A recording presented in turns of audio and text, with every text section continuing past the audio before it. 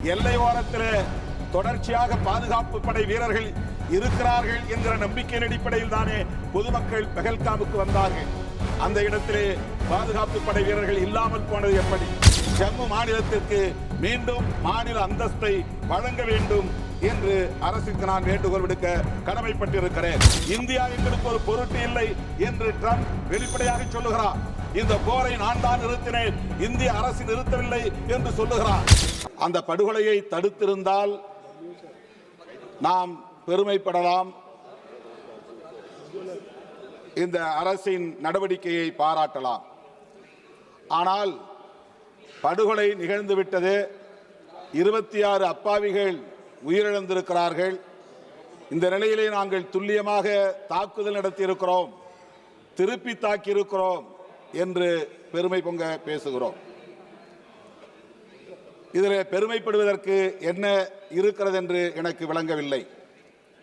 மிகப்பெரிய நாடு, பாகிஸ்தானோடு ஒப்பிடுகிற போது பல மடங்கு வலிமையுள்ள ஒரு தேசம், 140 கோடி மக்கள் தொகையை கொண்ட ஒரு பெரிய நாட்டை மிக இலகுவாக அவர்கள் உள்ளே புகுந்து தாக்கிவிட முடியும் என்பதற்கு ஒரு சான்றாக இந்த பஹல்காம் தாக்குதல் மீண்டும் ஒரு அச்சுறுத்தலை ஏற்படுத்தி இருக்கிறது.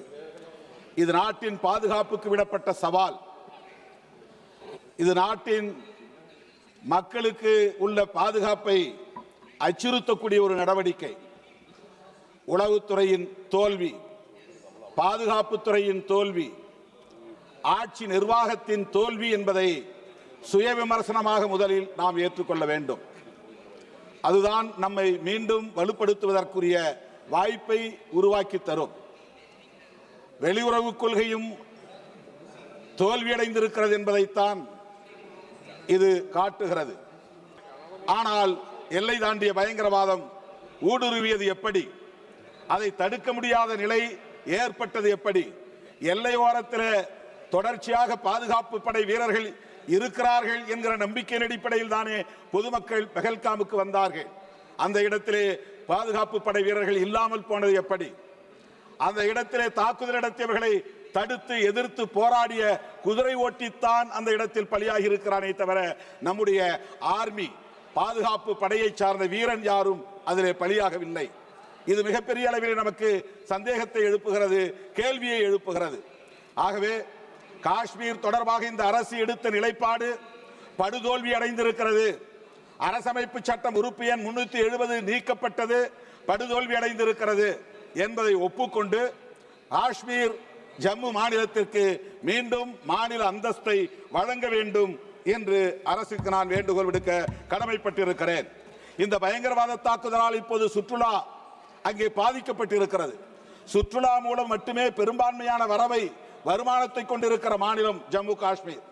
இன்றைக்கு அதனால் ஏற்பட்டிருக்கிற பாதிப்பை ஈடு செய்யும் வகையில் நம்முடைய மைய அரசு, ஒன்றிய அரசு சிறப்பு பொருளாதார உதவியை ஜம்மு காஷ்மீர் மாநிலங்களுக்கு வழங்க வேண்டும், மாநிலத்திற்கு வழங்க வேண்டும் என்று கேட்டுக்கொள்கிறேன். 2023-2024 ஆண்டிய டிஃபென்ஸ் ஸ்டாண்டிங் கமிட்டி, அந்த நிலைக்குழு இது தொடர்பான ஆய்வை செய்து, விமானப்படையில் போதிய விமானங்கள் இல்லை, விமானப்படை மேலும் நவீனமயப்படுத்தப்பட வேண்டும், இன்னும் பைலட்டுகள், விமான ஓட்டிகளின் எண்ணிக்கையை பெருக்க வேண்டும் போன்ற பரிந்துரைகளை வழங்கியது.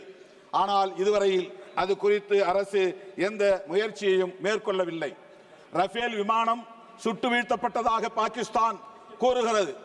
நாம் சொல்லுகிறோம் அவர்களை துல்லியமாக தாக்கினோம், அந்த பயங்கரவாதிகளின் பதுங்கு முகாம்களை அழித்தோம் என்றெல்லாம் பெருமை பொங்க சொல்லுகிறோம்.